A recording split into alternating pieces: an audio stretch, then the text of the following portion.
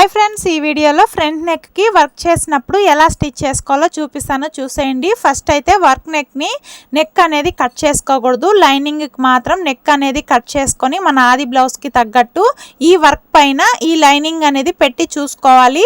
దీనికన్నా వర్క్ అనేది ఎక్కువ ఉందా తక్కువ ఉందా అని.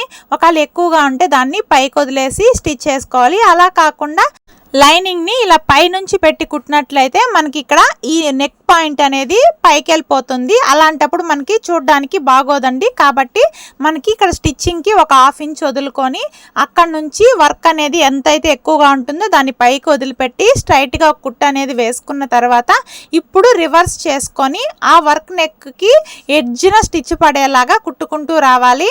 ఇలా కుట్టుకున్న తర్వాత ఎక్స్ట్రాగా ఉన్న క్లాత్ మొత్తం నీట్ గా కట్ చేసుకొని నెక్ చుట్టూ చిన్న చిన్న కట్స్ అనేది ఇచ్చుకున్నట్లయితే నెక్ అనేది బాగా రివర్స్ అవుతుంది. ఇలా రివర్స్ చేసుకున్నప్పుడు ఇప్పుడు లైనింగ్ ని ఓపెన్ చేసి లైనింగ్ పైన పైకుట్టు అనేది వేసుకొని లైనింగ్ ని వెనక్కి మళ్ళించి నెక్ చుట్టూ పైకుట్టు అనేది వేసుకోవాలండి.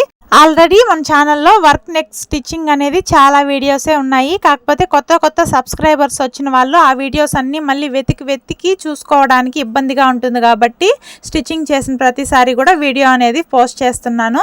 రివర్స్ చేసుకొని లైనింగ్ ని మెయిన్ పీస్ ని నీట్ గా జాయింట్ చేసుకొని ఎక్స్ట్రాగా ఉన్న క్లాత్ మొత్తం కట్ చేసుకున్నట్లయితే ఫ్రంట్ నెక్ కి వర్క్ స్టిచ్చింగ్ అనేది కంప్లీట్ అయిపోతుంది. చూడండి, ఇలా ఎక్స్ట్రాగా ఉన్నది కట్ చేసుకోవాలి. వీడియో నచ్చినట్లయితే లైక్ చేసి కామెంట్ చేయండి ఎలా అనిపించిందో. Bye friends.